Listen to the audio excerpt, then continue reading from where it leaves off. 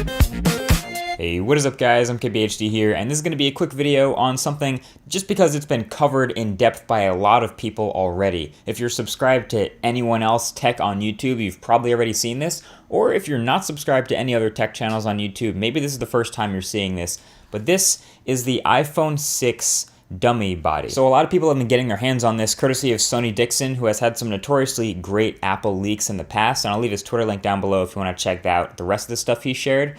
But this is supposed to be our first look at the body, shape, and size of the iPhone 6. But what it really is the dummy phone that a lot of the case manufacturers will use to create and start producing their iPhone 6 cases before the phone has actually been announced. So this is basically made up of all your rumors, all of your speculation, all of the things we know about the parts of the next iPhone to give a general idea of the shape and size that this next phone will be. So I'm gonna make this quick since it's been covered already, like I said, but there are three main characteristics that you're gonna wanna know about this before the next iPhone comes out because they're pretty much set in stone at this point, and that is the rounded edges, the much bigger display and slightly bigger bezels also, and the extreme thinness of this new phone. So for the rounded edges, this is just something about the design I've noticed since I've had it. It's a departure from all the iPhones we've had since the iPhone 4. The one right before it, the iPhone 3GS, was when it was last curved. And I'm not the first to say it, but this new dummy really reminds me of the HTC One M8 at a glance. And I've talked a lot about how the M8 feels in the hand thanks to its metal body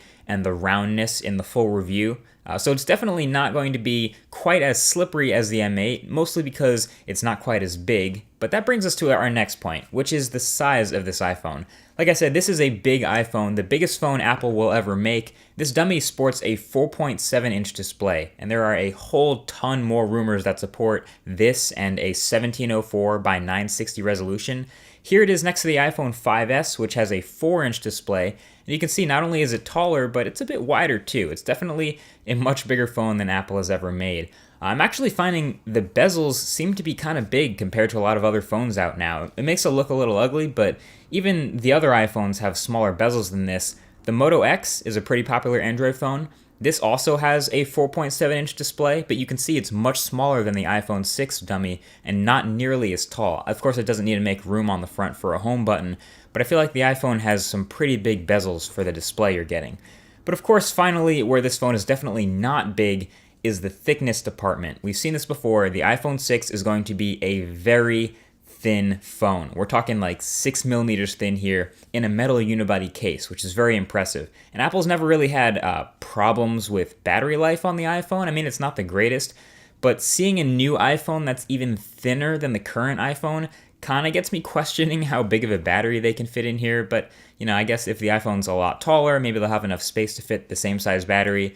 Who knows? I always think about battery life when I see a phone as thin as this. But as you can see here, if we check out one of these pre-production iPhone 6 cases here, which has the interior measurement of just 6 millimeters, we can put the iPhone 6 dummy in it, and of course, it fits just perfectly. All the cutouts and all the speakers and the lightning port and the headphone jack and the volume and mute switch, they're all still there, and it's the same thinness now as the iPod Touch, which is incredibly impressive, and I don't really see any other phones out there that are quite as well built and only 6 millimeters thick, so it's really impressive and has me pretty curious. But that's about it as far as the aesthetic stuff. There are also, of course, some other minor things, which I guess are major when it comes to the iPhone, where the power button relocation, it is now on the side of the phone, which makes sense because it's a bigger phone and it would be harder to reach the top, so it makes sense to put that power button in an easy to reach spot.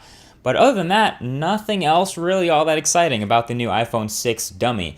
Apple could, of course, surprise us and have some other crazy new features or hardware stuff, but this is about as good a look as we're going to get at the iPhone 6 right now.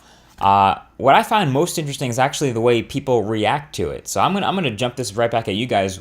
Would you buy a 4.7-inch display iPhone? Would you buy a big iPhone like this? I know the back markings might not be finalized, and this might not be the exact final look of the design, but it tends to look a lot better when it's an actual working phone and the thing is on. I'm also going to leave a link to Your Average Consumer's video where he actually went out and showed people the iPhone 6 dummy and asked, hey, would you buy this if this was the next iPhone? And he got some pretty interesting answers. So I'll leave that link right below the like button. Check out that video. And other than that, that's about it. So thanks for watching this quick video. Talk to you guys in the next one. Peace.